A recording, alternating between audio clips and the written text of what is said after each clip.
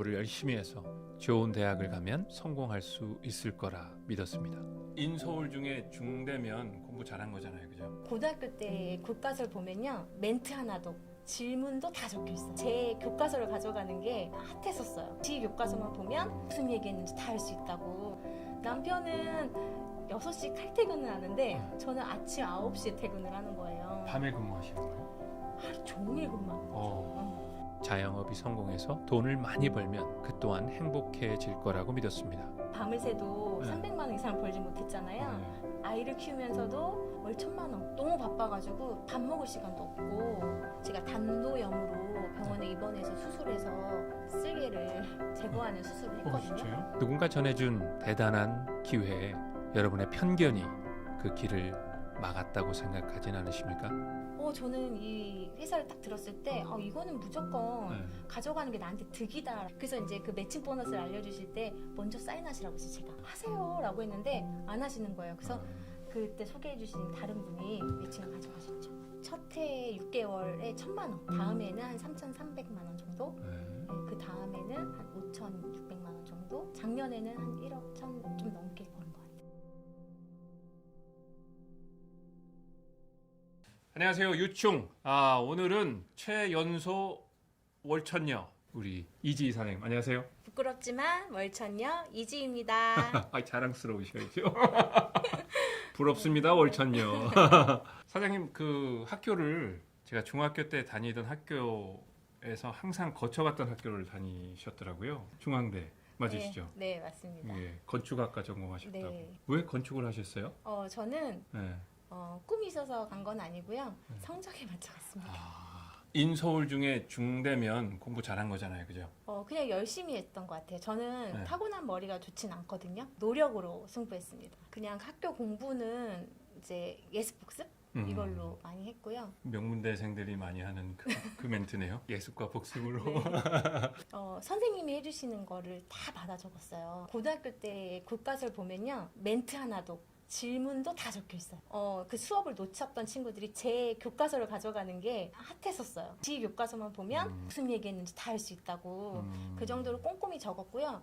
집에 가서는 그것을 달달달 외웠어요. 밤 새도록 외웠던 것 같아요. 네. 저희는 노트를 안 하고 낙서를 하거든요. 동글동글하게. 네. 건축을 우리나라에서 전공하면 그 무슨 자격증 따야 되지 않아요? 네. 따셨어요? 어렵더라고요. 제가 건축이 너무 재미없었어요. 네. 그래서 가서도 편입을 할까? 네, 근데 쉽지 않더라고요. 그리고 때도 놓쳤어요. 그래서 결국엔 졸업을 해야 되는. 거기서 더 이상 자격증을 딴다거나 이쪽으로 진행은 안 네, 되셨고. 안 했어요. 그럼 뭐 하셨어요? 건물 진단해주는, 안전 진단해주는 그쪽에서 일을 했었어요. 그 나라에서 이제 요청을 하면 이제 기업에서 나가는 거죠. 그래서 건물 노후된 것도 체크하고 이게 재개발 들어갈 건지. 얼마나 하셨어요? 한 4년 정도? 남편은 공학을 전공했고 저는 건축학을 전공했고, 회사가 너무 어려운 거, 힘든 거 알잖아요. 네. 이 건축 쪽이. 그래서 원래 안 했으면 좋겠다고 또 했었어요. 직장 생활을 할 때 선배님들을 딱 보면 행복해 보여야 되는데 행복해 보이지가 않는 거예요. 저도 재미가 없는데 네. 행복도 안 해 보이니까 내가 이 회사를 언제까지 다닐 수 있을지에 대한 고민이 많았고, 남편은 6시 칼퇴근을 하는데 저는 아침 9시에 퇴근을 하는 거예요. 밤에 근무하시는 거예요? 하루 종일 근무하는 거죠. 그래서 아이를 직접 육아하는 분들을 본 적이 없어요. 다 부모님들한테 맡기고, 그렇다고 해서 제가 원하는 연봉을 받기도 어렵더라고요. 네. 그래서 이 일은 오래 못하겠다라는 생각이 자꾸 커졌던 것 같아요. 네. 야근 수당은요? 받아요? 야근수당 주는데요. 네. 정말 들으시면 깜짝 놀랄걸요. 왜요? 시간당 5,000원? 그러면 결혼 생활에도 지장이 있는 거 아니에요? 저희 남편이 네. 아이를 가지면 네. 그만했으면 좋겠다고 얘기했었어요. 그리고 저는 고마웠어요. 그만둘 때 당시에 월급은 어느 정도였어요? 한 300만 원 정도? 네. 월 300. 그럼 밤새 근무해가지고 300만 원이면은 아주 많은 건 아니었네요. 네. 네. 그거보다 적을 때도 있었어요. 그럼 어쨌든 우리 김창무사님께서 그래 집에 있어 딱 이렇게 결단을 하실 때는 네. 믿는 게 있으셨을 거 아니에요. 소득이 충분하다던가 아니면 물려받은 재산이 많으시다던가. 저는 이제 남편의 능력을 믿었던 것 같아요. 네. 남편이 그때 소득이 좀 고소득이었고 네. 그걸로 충분할 거라고 생각했어요. 그리고 남편도 그렇게 해주겠다고 말을 했고요. 네. 실례가 안 된다면 어떤 영업이셨는지. 부동산 마케팅 영업했습니다. 네. 아무래도 영업일이다 보니까 남편의 소득도 안정적인 건 아니라는 걸 그때 현타감이 있다고 왔었어요. 그러다가 제가 이제 출산을 하면서 자영업을 이제 시작을 해요. 그래서 떡케이크 사업을 시작하셨고. 만 6년 정도 했고요. 운영되고 있습니다. 아, 운영하고 계세요? 제가 하진 않고 네. 제가 겸업을 이제 시작하면서 네. 가르쳤던 선생님한테 인수인계 해주고 선생님이 운영하고 계세요. 그 마케팅으로 정말 바로 잘 됐어요. 얼마나 잘 됐어요? 진짜 저 혼자 일손이 부족할 정도로 너무 바빠가지고 밥 먹을 시간도 없고 그리고 너무 재밌었어요. 시간 가는 줄 모르고 돈이 벌리니까. 그래서 그때 제가 이래서 내 일을 해야 되는구나를 많이 느꼈고 해외에서도 주문이 들어오고 그래요? 지방에서도 막 주문이 들어와서 제가 직장 생활로는 아침까지 밤을 새도 네. 300만 원 이상 벌지 못했잖아요. 네. 아이를 키우면서도 월 1,000만 원 어. 순수익으로 그렇게도 만들어 갔었어요. 이야. 아까 다른 분한테 넘기셨다고 했잖아요. 그럼 어느 시점에 그걸 넘기셨어요? 4년 반 정도 지났을 때 네. 고민을 했었어요. 아까 바쁘게 지냈댔잖아요. 그리고 저는 대학교 때도 밤낮이 바뀐 생활을 했었거든요. 거의 건축학과 다니는 친구들은 거의 밤을 새요. 왜 그런지 모르겠어요. 선생님은 과제를 일찍 내주셨는데 꼭 밤에요. 케이크 전문점 할 때도 밤을 새는 게 되게 재밌었거든요. 근데 그게 건강을 해치는 거라고 생각을 못했어요. 그렇죠. 밥도 잘 못 먹고 잠도 잘 못 자고 그런 생활을 하다 보니까 제가 어느 날 저는 진짜 건강을 자부하던 진짜 감기도 잘 안 걸리고 병원을 잘 안 갔던 사람이었는데 갑자기 배를 부여잡고 병원을 가야 되는 계기가 생겨요. 그게 담석이 와가지고 제가 단노염으로 병원에 입원해서 수술해서 쓸개를 제거하는 수술을 했거든요. 진짜요? 네. 그때 나이가 30이었어요. 30. 그렇게 한 번만 병원을 간 게 아니고요. 해마다 갔어요. 해마다. 이렇게 아프면 소득을 어떻게 벌지? 이런 생각이 들면서 그럼 내가 없을 때 돈이 되게 하는 시스템을 만들어야겠구나. 그래서 교육을 해야 되고 그래서 사람을 써야 되고 그러면 인건비가 들잖아요. 그럼 얼마만큼 케이크를 더 만들어야 돼? 이런 생각을 이제. 근데 또 어때요? 저희 젊은 사람들은 여행 가서도 소득 만들고 싶어 하는 게 있거든요. 내가 일을 하지 않아도 돈이 벌리는 방법은 없을까? 그러면 말씀하신 그런 시스템을 생각을 하실 정도면 이렇게 뭐 프랜차이즈화 시키거나 네. 맞아요. 저도 고민해봤었어요. 제가 교육생을 그러면 만들어서 프랜차이즈를 하나씩 1호점, 2호점 늘려야겠다는 생각도 했는데 그러면 돈도 많이 들고 또 선생님을 키워내야 되는데 그 교육생이 결국에는 나가서 다른 걸 차리는 그런 리스크도 있어요. 크게 이게 퍼포먼스가 나을까? 이런 생각을 하면서 그런 고민을 한창 할 때 아프기 시작했어요. 고민하시던 와중에 몸이 안 좋아지셨고 수술까지 하셨고 이제 진지하게 건강을 챙기기로 하셨을 시점에 저희를 만나신 거예요? 네, 맞아요. 누군가 좋은 걸 제안하면 그걸 먼저 알아보는 스타일이거든요. 네. 근데 그전에도 건강에 좋다는 것들, 뭐 다이어트 식품도 많고 네. 많이 먹어봤어요. 근데 진짜 우연일지 모르지만 그 제품들 먹고 솔직히 아팠던 것 같거든요. 내가 진짜 먹었던 게 영양이 채워지지 않았나? 나는 건강을 챙긴다고 챙겼는데 그때 제가 이제 요 회사를 알게 됐을 때 처음 들어봤거든요. 네. 찾아보니까 네. 전문가들이 좋은 평가를 해놨더라고요. 저희 제품을 알아볼 때도 그냥 인터넷 같은 걸로 알아보신 거예요? 아파트에 네. 밑에 층에 사는 그래도 가깝게 지내는 지인이 있었는데 네. 이 회사의 제품을 먹고 진짜 건강해진 사람이 있어. 그러면서 회사를 알려주시더라고, 브랜드를. 네. 그래서 제가 그러면 처음 들어보는데 그 회사를 좀 궁금하다, 알아보고 싶다라고 해서 제가 그 약속을 잡았죠. 그러면은 그 처음에 소개를 해주신 분은 그냥 소비자신 거예요? 네, 같이 미팅을 해서 들었거든요. 근데 저만 사인을 했어요.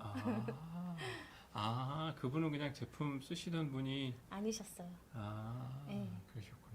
그분은 안 하시고 네. 사장님은 결정하셔서 네. 지금까지 하고 계시고. 네. 그분이 하면 배 아프실 수도 있겠네요. 그러게. 지금 이 영상 보시면.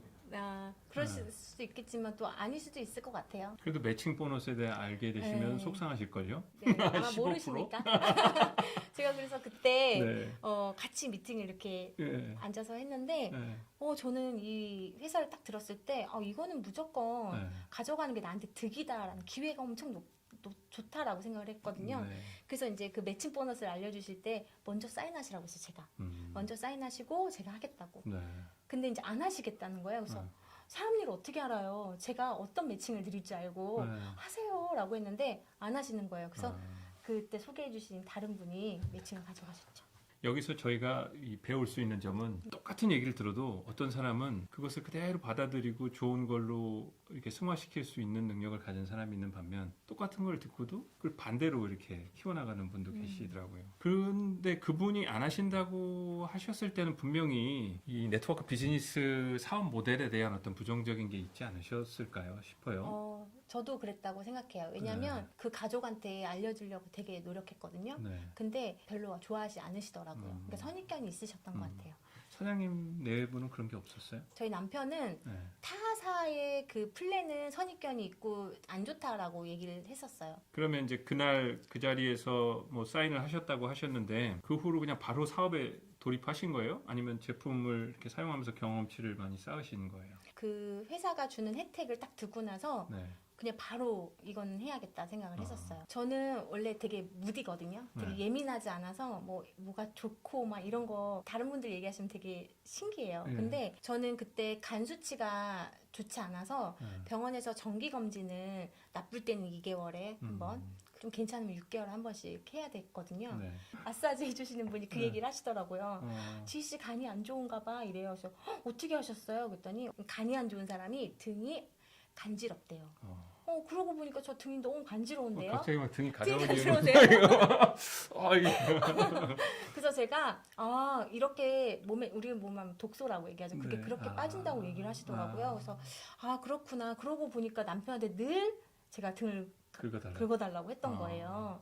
근데 어느 날 저희 남편이 아니 왜 이렇게 얼굴도 좋아지고 몸이 건강해졌어라고 얘기하는 거예요. 그래서 제가 그래? 그랬어요. 그랬더니 등 긁어달라는 소리도 안 하네? 그러면서 저희 등을 보더니 등이 너무 깨끗한 거예요. 와 신기하다. 병원 가서 혈액 검사를 해보니까 수치가 다 정상으로.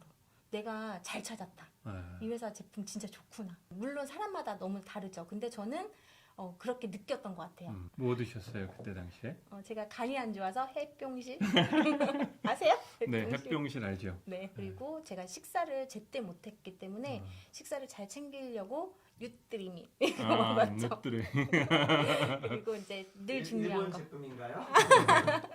그러셨구나. 네, 미국산입니다. 이거는 분명히 해야 되는 일이구나라는 확신이 서셨고 네, 김상무 사장님께서는 이미 하고 계신 일이 있으셨고 네, 네. 뭐 어떻게 얘기하셨어요? 뭐 지원해 주셨어요? 아니면 난 이거 너무 하고 싶은데 우리 남편이 반대하면 어떡하지? 네.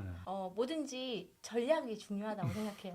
상대를 알아야 네. 그죠? 공략을 하잖아요. 이 회사를 알려주고 싶은 거예요. 근데 어떻게 알려주지 하다가 제가 저희 공방으로 제품을 주문을 했어요. 네. 그리고 남편을 오게끔 했어요. 네. 그리고 그 박스를 보게 했어요. 어슬렁어슬렁 됐죠. 네. 계속 뜯었다 열었다 하면서. 그러니까 남편이 당연히 눈이 거기 가죠. 뭐 샀어 이러는 거예요. 그래서 아니 이거 먹고 건강해진 거야 라면서 이 회사를 이제 보여줬더니 이제 남편이 막 서치를 해보더라고요. 주식도 찾아보고 이 회사 처음 들어봤다고 하면서 그러면서 저희 남편이 이거야 나 이거 팔래 이러는 거예요 저한테. 그래서 제가 팔 수 없어 라고 했어요. 팔 수 없는 게 어딨어. 그래서 오빠가 생각하는 것처럼 팔 수 있는 게 아니야. 이것을 유통할 수 있는 방법을 설명해 줄 사람을 소개시켜줘 해서 저희 스폰서님을 소개시켜 드렸고 진짜 딱 10분만 듣고도 이해를 하더라고요. 그리고 나서 저희는 다음날 바로 그 회사를 서울 역삼으로 찾아갔어요. 진짜 되는 플랜인가. 남편한테 전달할 거면 남편의 좀 성향을 내 성향대로 하지 말고 네. 남편의 성향에 맞춰서 하는 게 전략적으로 좋지 않을까라는 생각을 해요. 지피지기 백전백승 네, 뭐 이런 맞아요. 얘기도 있잖아요. 네. 이야. 남편이 적이에요? 네, 만약에 김상문 사장님이 끝까지 반대하셨어도 하셨을 거예요? 제가 지금에서 대답하면 했다고 말씀드리고 싶죠. 네, 왜냐하면 이렇게 성공할 수 있는 플랜인데, 그죠? 네, 근데 많은 영향을 받았을 것 같긴 해요. 많이 상처 받았을 수 있겠다 이런 생각은 합니다. 네. 많은 분들이 상처 받으시고 네, 나중에는 사과 받으시더라고요. 네, 맞아요. 너무 감사해요. 그래서 저는 전략도 잘 세웠지만 네. 남편이 오히려 해야 된다고 힘을 실어줘가지고 네. 되게 감사해요. 주로 그럼 두 분 중에 어느 분이 활동을 많이 하세요? 저는 사람 만나는 걸 좋아해요. 네. 그리고 현장을 뛰는 걸 좋아해요. 저희 남편은요 집에서 이렇게 마케팅 쪽의 원체 그쪽을 하다 보니까 그걸 좋아해요. 그러면 나누자. 육아도 그때 자연스럽게 저희 남편이 네. 육아를 담당하고 제가 이제 필드로 나가서 하는 것을 전적으로 100% 이제 그렇게 바뀌어갔고 처음에 그거를 적응하는 데는 조금 어려움이 있긴 했어요. 지금은 너무나 능숙하게 아이도 잘 보고 네. 요즘에 요리 솜씨가 늘으셔가지고 맛있더라고요. 심지어 왜 이렇게 밥이 맛있어졌지? 볶음밥이 너무 맛있네 그랬더니 이쯤 되면 늘어야 되는 거 아니야? 이렇게 얘기하더라고요. 이제 종합을 하면 직장 생활 4년 정도 하실 때 300만 원 정도 버셨고 떡 케이크 사업 하시면서 충분히 돈은 버셨는데 시간적으로나 건강적으로 좀 문제가 있으셨고 그래서 저희 회사를 만나셔서 그 저희를 하면서 지금까지 이 여정의 소득적인 부분을 저한테 좀 공개해 주실 수 있으세요? 첫 해 6개월에 1,000만 원, 다음에는 한 3,300만 원 정도, 네. 네, 그 다음에는 한 5,600만 원 정도, 네. 작년에는 한 1억 8천 좀 넘게 버는 것 같아요. 그러면 그 중간에 코로나도 있었고 네. 뭐 경기가 지금 작년에도 그렇게 좋은 상황은 아니었잖아요. 제가 코로나 때 연봉이 2배 올랐어요. 어떻게 그렇게 할 수 있어요? 사람도 못 만나고.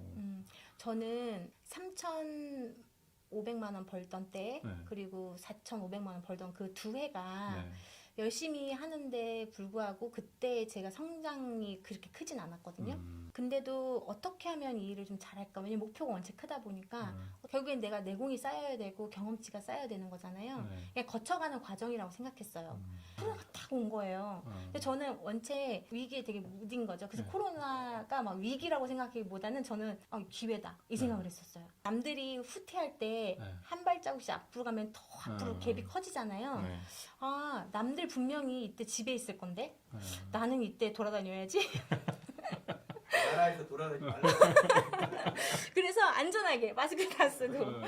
1대1로 만나니까 그리고 그 집에서만 만나잖아요. 소통도 다 하고 만나니까 오케이 하는 한에서 왜냐면 네. 그분도 건강이 필요해서 저를 그렇죠. 만난 건데 그분이 필요해서 요청을 한 거니까 이때 내가 코로나라고 집에 있으면 안 되겠다. 그럼 그 코로나 기간이 어려운 시기가 아니라 오히려 재밌고 성장하는 시기가 네. 되셨네요. 많은 걸 느끼고 많은 걸 경험했던 시기죠. 위험한 것도 약간 무디고 뭐 아픈 것도 무딘데 제가 항상 좀 긍정적이에요. 이 세상에 쉬운 거 없잖아요. 네, 뭐든지 경험한 거에 따라서 조금 더 어려우면 다 어려운 거예요. 네. 그래서 그냥 거쳐가는 거라고 생각했어요. 저는 이건 내가 그냥 거쳐가는 거구나. 해내야 되는 거구나.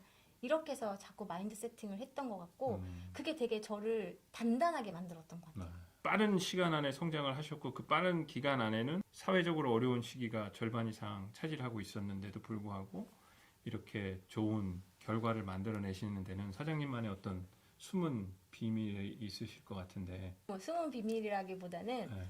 그런 원리, 그러니까 성공하는 원리를 일찍 깨우쳤다라고 볼 것 같은데요. 좋은 친구를 사겨라라고 하잖아요. 저는 노는 물이 중요하다고 생각해요. 회사를 확신을 가졌던 것 중에 하나가 네. 성공한 사람이 눈앞에 많아서였거든요. 눈으로 보여지잖아요. 이분들의 공통점은 마인드가 정말 다르더라고요. 결국에는 공부를 잘하고 싶으면 공부 잘하는 친구들하고 놀아야 되는 것처럼 내가 성공하고 싶으면 성공한 사람들하고 놀아야겠다. 근데 진짜 좋은 게요. 놀아도요. 대화하는 게 달라요. 제가 잘한 거는 성공한 사람, 배울 사람 옆에 딱 달라붙어 있었던 걸 정말 잘한 것 같습니다. 이 일은 진짜로 어려운 일이 아니에요. 진심이 통하면 누구나 할 수 있는 일이기 때문에 네. 저는 솔직히 능력은 중요하지 않다고 보거든요. 노력이 중요하다. 대부분 우리 사회의 일은 능력제잖아요. 저는 그게 너무 힘들었거든요. 그 능력에서 치열하게 싸워서 이겨야 되는 그게 저랑 좀 안 맞아요. 저는 자영업할 때도 사람 쓰는 게 어려웠어요. 누구한테 능력을 자꾸 쓰라고 얘기해야 되는 거잖아요. 네. 그게 되게 미안하더라고요. 왜 미안하냐고 다들 얘기해요. 왜냐면 제가 임금을 주는데도 불구하고 더 줘야 되나? 이런 생각을 할 정도로. 그래서 저는 사람을 쓰면 안 되는구나 이런 생각을 했는데 저는 이 일이 사람을 쓰는 게 아니라 사람을 함께 도와서 내 진심을 다해서 함께 성장하는 일이어서 이거만큼 제 만족도가 높은 일은 없는 것 같아요. 이제 저희 일을 하기 전에든 저희 일을 하고 나서든 사장님은 치열하게 사신 것 같아요. 열심히. 네. 뭐가 달라요? 내가 변하고 얻으려고 해도 쉽지 않았던 삶이었거든요. 네. 경쟁이 치열하고 왜 금수저와 은수저가 왜 있겠어요. 그죠? 흑수저가 왜 있고. 내 능력도 보통의 능력으로는 이 살아남기가 쉽지 않다라는 걸 느꼈거든요. 근데 진짜 잘 살고 싶었거든요. 그리고 효도하고 싶다. 근데 제가 떡케이크를 하면서 다른 겸업을 한다고 했을 때 네. 제일 걱정하셨던 게 저희 엄마세요. 하지 말라는 아닌데 저한테 지금도 바쁘게 일이 잘 되고 있는데 또 무언가를 하니까 건강도 걱정이 되는데 근데 제가 엄마한테 엄마 자영업으로는 효도 못할 것 같은데 이 일로는 엄마한테 분명히 효도할 수 있을 것 같다라는 얘기를 했었어요. 그래서 저는 뒷바라지 해주신 만큼 잘 살고 싶었고 자영업할 때는 이게 한계가 느껴지니까 아, 내가 지금 그냥 잘 사는 거 부모님한테 손 벌리지 않고 이게 잘 사는 것만으로도 효도다라고 그냥 합리화했던 것 같아요. 제가 이제 이 일로 결과를 만들면서 아 효도할 수 있겠다. 이제 물질적으로는 보면 진짜 옛날엔 경제관념이 잘 없었어요. 그냥 옛날보다 더 잘 버니까 좀 더 좋은 거 먹고 좋은 거 쓰고 뭐 입고 하는 거에 좀 철없이 또 이렇게 지냈던 것 같은데 노는 물이 바뀌었잖아요. 정말 경제관념도 많이 배웠어요. 많이 번다고 해서 많이 쓰는 게 아니구나.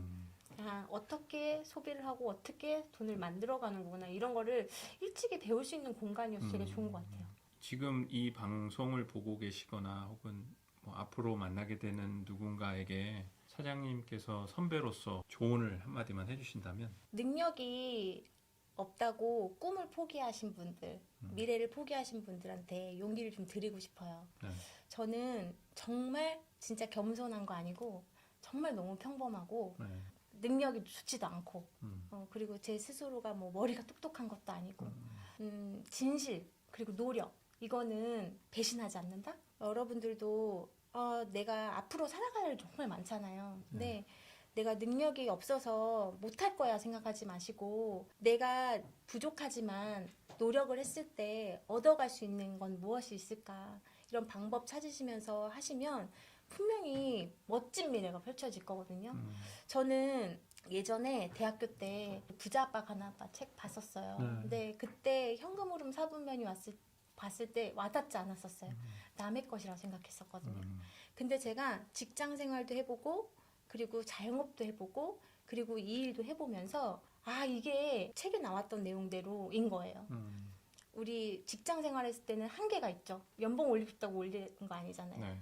사장님이 올려주셔야 되는 거고 네. 그게 크지 않고 또 퇴직이라는 게 있잖아요. 네. 그죠? 그래서 자영업을 선택했던 거고 근데 자영업은 내가 나를 고용한 거기 때문에 소득은 좀 더 많이 벌 수 있는 기회이긴 했고 저도 그렇게 벌었지만 지속 가능하기에도 또 물음표가 있었어요. 근데 제가 잘한 건 그런 삶 안에서 방법을 찾고 기회를 찾으면서 노력이라는 거 했던 거 많은 걸 배울 수 있는 공간 안에 있어서 행복하고요. 여러분들도 그런 경험을 꼭 하셨으면 좋겠어요. 지금 내년이 기대되고 내일이 기대되고 10년 후가 기대되고 우리 아이들의 미래가 기대되는 삶을 살고 있어요. 저는 처음 시작할 때요. 네. 진짜 월 1억 이상 버는 게 목표였어요. 한번 벌어보고 싶었어요. 월 1억이라고 그러셨죠? 네, 월 1억. 월 1억을 찍으시는 그날 저하고 식사 한번 하시죠. 네, 제가 멋지게 식사 대접하도록 네. 하겠습니다. 제가 대접을 해요. 아니면 제가 하긴 대접하겠습니다. 월 1억이 쏘는 게 맞죠? 제가 대접하겠습니다. 알겠습니다. 제가 얻어먹도록 하겠습니다. 영광입니다. 네. 네. 그럼 지금까지 유충이었습니다. 감사합니다. 감사합니다.